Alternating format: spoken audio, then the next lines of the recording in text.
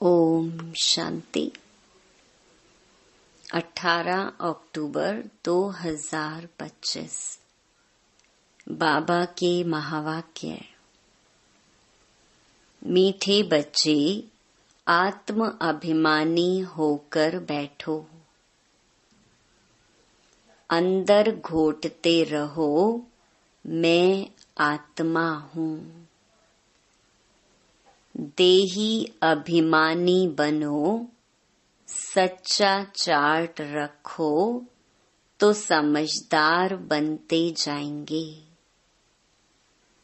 बहुत फायदा होगा।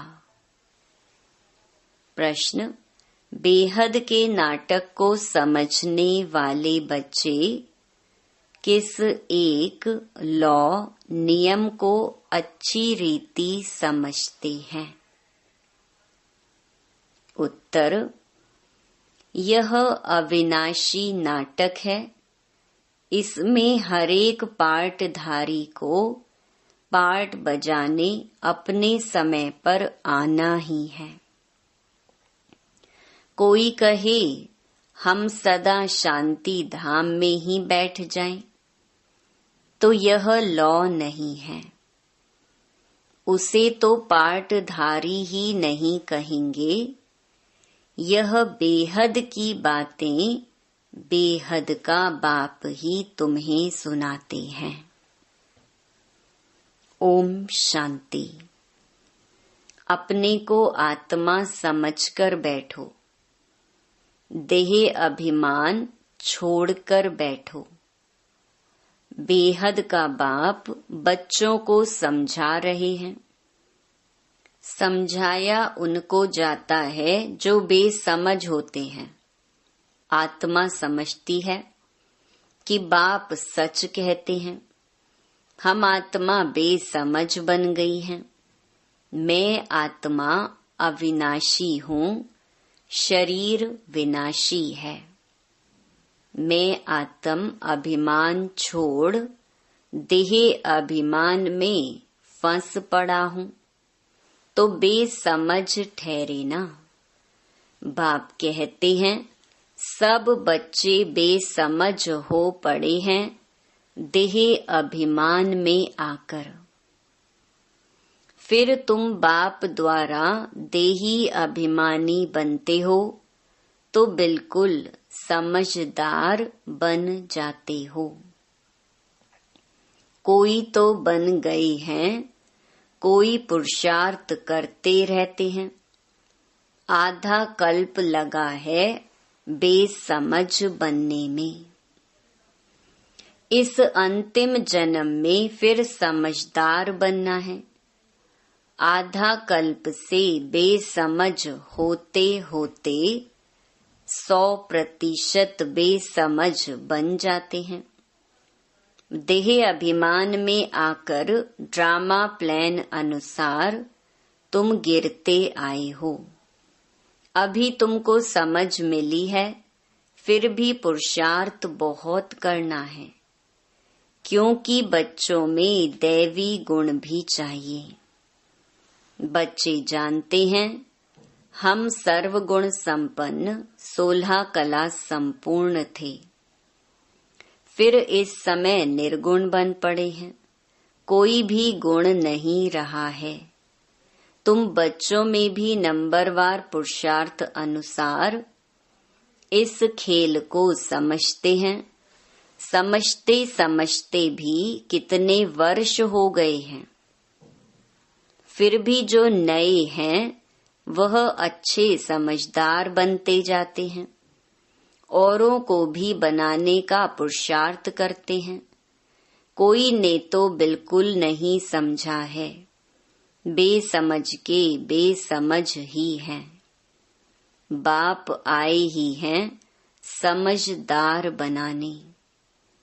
बच्चे समझते हैं माया के कारण हम बेसमझ बने हैं। हम पूज्य थे तो समझदार थे। फिर हम ही पुजारी बन बेसमझ बने हैं। आदि सनातन देवी देवता धर्म प्रायलोप हो गया है। इनका दुनिया में किसको पता नहीं है। यह लक्ष्मी नारायण कितने समझदार थे, राज्य करते थे। बाप कहते हैं तत् त्वम्। तुम भी अपने लिए ऐसे समझो। यह बहुत बहुत समझने की बातें हैं। सिवाय बाप के कोई समझा ना सके। अभी महसूस होता है बाप ही ऊंच ते ऊंच समझदार ते समझदार होगा ना। एक तो ज्ञान का सागर भी है, सर्व का सद्गति दाता भी है, पतित पावन भी है, एक की ही महिमा है। इतना ऊंच ते ऊंच बाप आकर के बच्चे बच्चे कह कैसे अच्छी रीति समझाते हैं। बच्चे अब पावन बनना है। उसके लिए बाप एक ही दवाई देते हैं।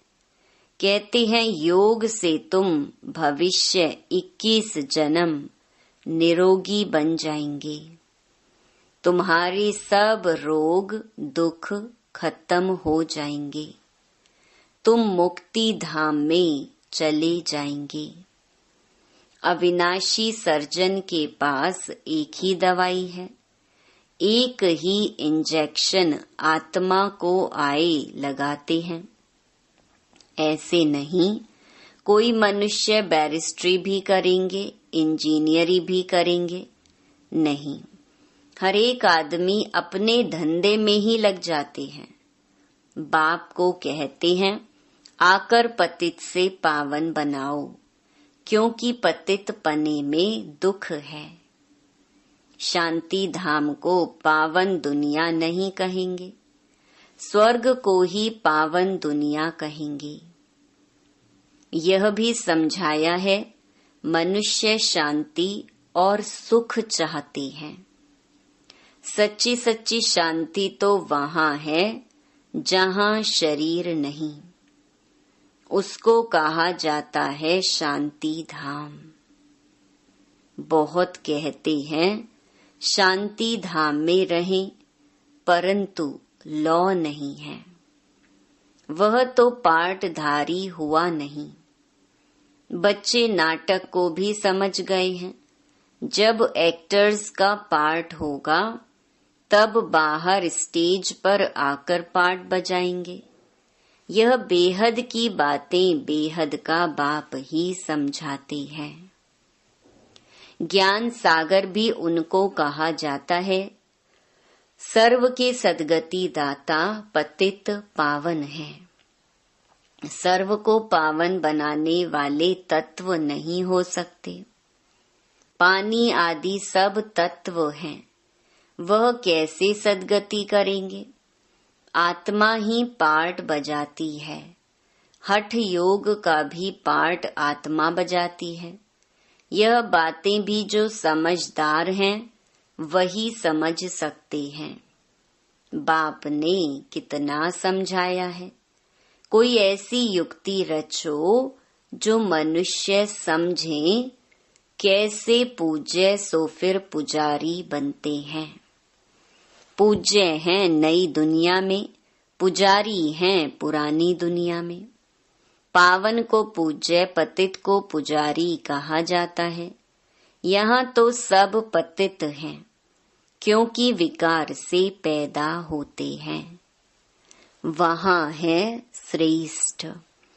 गाते भी हैं संपूर्ण श्रेष्ठाचारी।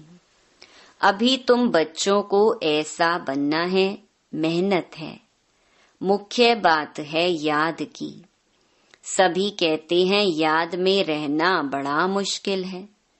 हम जितना चाहते हैं याद में रह नहीं सकते हैं। कोई सच्चाई से अगर चार्ट लिखे तो बहुत फायदा हो सकता है। बाप बच्चों को यह ज्ञान देते हैं कि मन मना भव। तुम अर्थ सहित कहते हो। तुम्हें बाप हर बात यथार्थ रीति अर्थ सहित समझाते हैं। बाप से बच्चे कई प्रकार के प्रश्न पूछते हैं। बाप करके दिल लेने लिए कुछ कह देते हैं, परंतु बाप कहते हैं मेरा काम ही है पतित से पावन बनाना। मुझे तो बुलाते ही इसलिए हो। तुम जानते हो हम आत्मा शरीर सहित पावन थी। अभी वही आत्मा शरीर सहित पतित बनी है। 84 जन्मों का हिसाब है ना। तुम जानते हो अभी यह दुनिया कांटों का जंगल बन गई है। यह लक्ष्मी नारायण तो फूल है ना। उन्हों के आगे कांटे जाकर कहते हैं आप सर्वगुण संपन्न। हम पापी कपटी हैं। सबसे बड़ा कांटा है काम विकार का। बाप कहते हैं इस पर जीत पहन जगत जीत बनो। मनुष्य कहते हैं भगवान को कोई ना कोई रूप में आना है। भागीरथ पर विराजमान हो आना है। भगवान को आना ही है पुरानी दुनिया को नया बनाने। नई दुनिया को सतो प्रधान, पुरानी को तमो प्रधान कहा जाता है। जबकि अभी पुरानी दुनिया है तो जरूर बाप को आना ही पड़े। बाप को ही रचयिता कहा जाता है। तुम बच्चों को कितना सहज समझाते हैं। कितनी खुशी होनी चाहिए। बाकी किसका कर्म भोग का हिसाब किताब है। कुछ भी है वह तो भोगना है। इसमें बाबा आशीर्वाद नहीं करते हैं। हमको बुलाते ही हो बाबा आकर हमको वर्षा दो। बाबा से क्या वर्षा पाने चाहते हो? मुक्ति जीवन मुक्ति का। मुक्ति जीवन मुक्ति का दाता एक ही ज्ञान सागर बाप है। इसीलिए उनको ज्ञान दाता कहा जाता है। भगवान ने ज्ञान दिया था, परंतु कब दिया, किसने दिया, यह किसको पता नहीं है। सारा मुंझारा इसमें है। किसको ज्ञान दिया यह भी किसको पता नहीं है। अभी यह ब्रह्मा बैठे हैं, इनको मालूम पड़ा है कि हम सो नारायण था। फिर 84 जन्म भोगे। यह है नंबर 1 में। बाबा बतलाते हैं मेरी तो आँख ही खुल गई।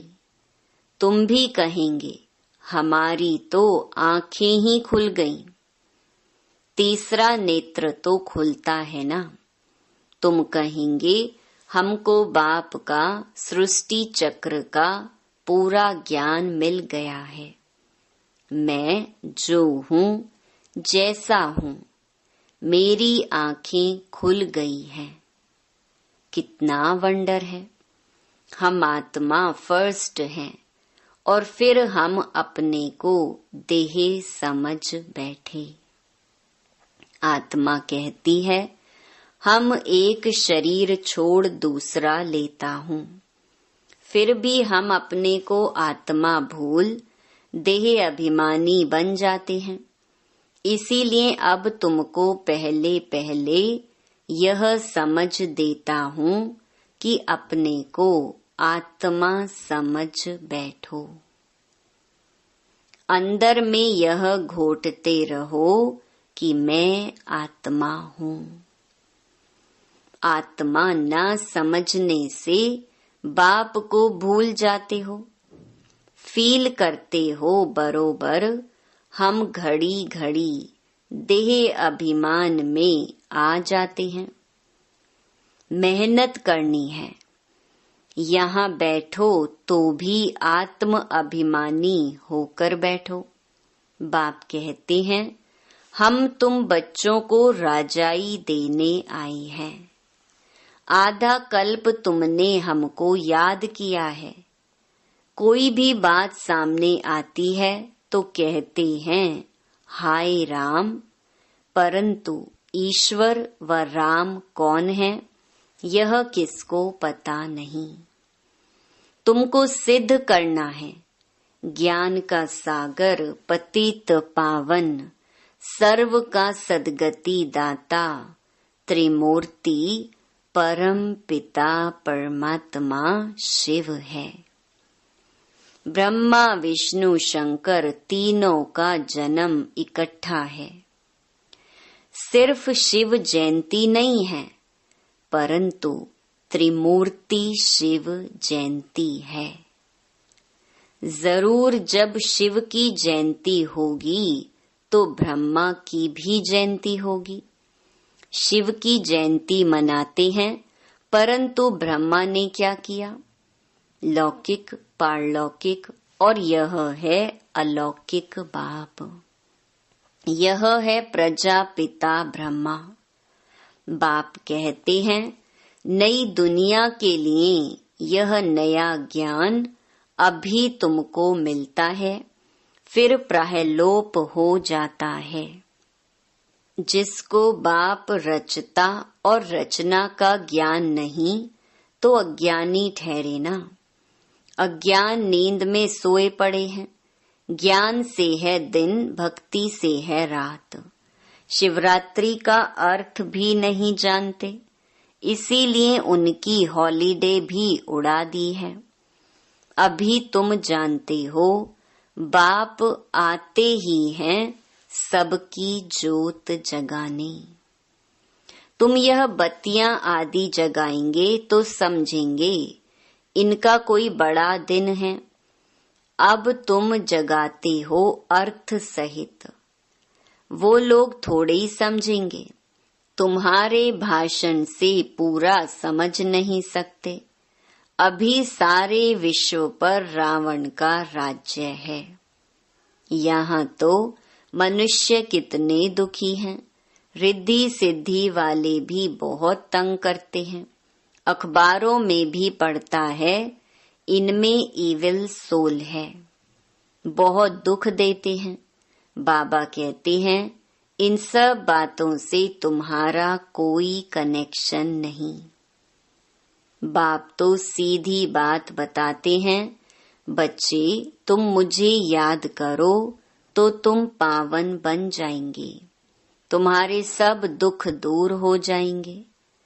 अच्छा, मीठे मीठे सिकिलधे बच्चों प्रति मात पिता बाप दादा का याद प्यार और गुड मॉर्निंग। रूहानी बाप की रूहानी बच्चों को नमस्ते। धारणा के लिए मुख्य सार। पहला, यथार्थ रीति बाप को याद करने व आत्म अभिमानी बनने की मेहनत करनी है। सच्चाई से अपना चार्ट रखना है, इसमें ही बहुत बहुत फायदा है। दूसरा, सबसे बड़ा दुख देने वाला कांटा काम विकार है।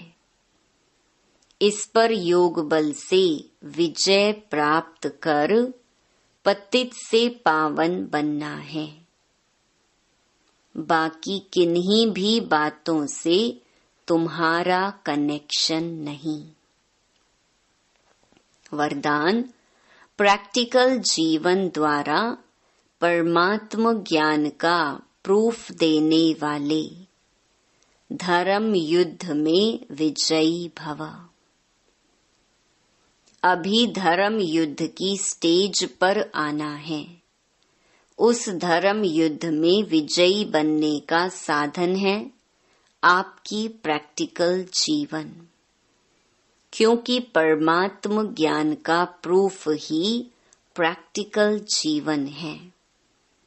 आपकी मूरत से ज्ञान और गुण प्रैक्टिकल में दिखाई दें, क्योंकि आजकल डिस्कस करने से अपनी मूरत को सिद्ध नहीं कर सकते, लेकिन अपनी प्रैक्टिकल धारणा मूर्त से 1 सेकंड में किसी को भी शांत करा सकते हो।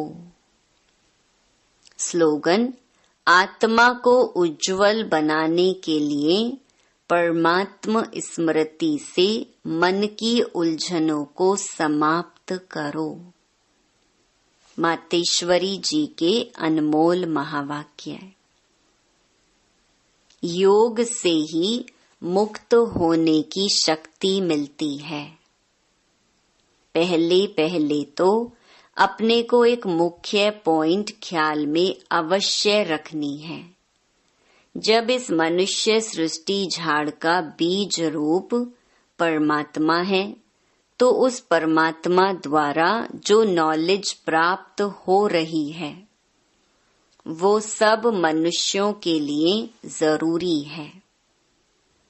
सभी धर्म वालों को यह नॉलेज लेने का अधिकार है।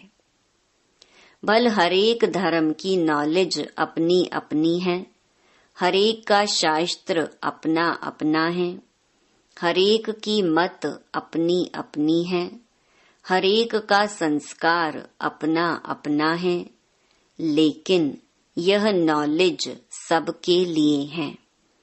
भल वो इस ज्ञान को ना भी उठा सके, हमारे घराने में भी ना आवे, परंतु सबका पिता होने कारण उनसे योग लगाने से फिर भी पवित्र अवश्य बनेंगे। इस पवित्रता के कारण अपने ही सेक्शन में पद अवश्य पाएंगे, क्योंकि योग को तो सभी मनुष्य मानते हैं। बहुत मनुष्य ऐसे कहते हैं हमें भी मुक्ति चाहिए, मगर सजाओं से छूट मुक्त होने की शक्ति भी इस योग द्वारा मिल सकती है। दूसरा, अजपा जाप अर्थात निरंतर ईश्वरीय याद। यह जो कहावत है, श्वासों श्वास अजपा जाप जपते रहो, उसका यथार्थ अर्थ क्या है? जब हम कहते हैं अजपा जाप, तो इसका यथार्थ अर्थ है जाप के बिगर श्वासों श्वास अपना बुद्धि योग अपने परम पिता परमात्मा के साथ निरंतर लगाना। और यह ईश्वरीय याद श्वासों श्वास कायम चलती आती है। उस निरंतर ईश्वरीय याद को अजपा जाप कहते हैं। बाकी कोई मुख से जाप जपना अर्थात राम राम कहना, अंदर में कोई मंत्र उच्चारण करना, यह तो निरंतर चल नहीं सकता। वो लोग समझते हैं हम मुख से मंत्र उच्चारण नहीं करते, लेकिन दिल में उच्चारण करना यह है अजपा जाप। परंतु यह तो सहज एक विचार की बात है, जहाँ अपना शब्द ही अजपा जाप है, जिसको जपने की भी जरूरत नहीं है। आंतरिक बैठ कोई मूर्ति का ध्यान भी नहीं करना है, ना कुछ सिमरन करना है, क्योंकि वो भी निरंतर खाते पीते रह नहीं सकेंगे। लेकिन हम जो ईश्वरीय याद करते हैं वही निरंतर चल सकती है, क्योंकि यह बहुत सहज है।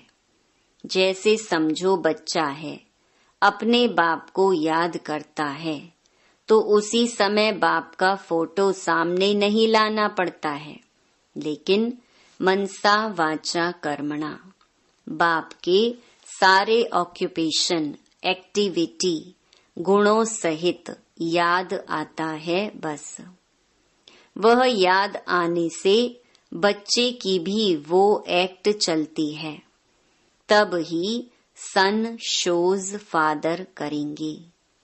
वैसे अपने को भी और सबकी याद दिल भीतर से मिटाए, उस एक ही असली पारलौकिक परम पिता परमात्मा की याद में रहना है।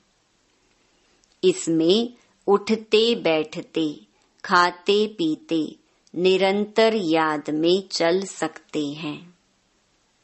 उस याद से ही कर्मातीत बनते हैं। तो इस नेचुरल याद को ही अजपा जाप कहते हैं। अच्छा, ओम शांति। अव्यक्त इशारे। स्वयं और सर्व के प्रति मनसा द्वारा योग की शक्तियों का प्रयोग करो। अभ्यास की प्रयोगशाला में बैठ योग का प्रयोग करो तो एक बाप का सहारा और माया के अनेक प्रकार के विघ्नों का किनारा अनुभव करेंगे। अभी ज्ञान के सागर, गुणों के सागर, शक्तियों के सागर में ऊपर ऊपर की लहरों में लहराते हो, इसीलिए अल्पकाल की रिफ्रेशमेंट अनुभव करते हो। लेकिन अब सागर के तले में जाओ तो अनेक प्रकार के विचित्र अनुभव कर रतन प्राप्त करेंगे। अच्छा, ओम शांति।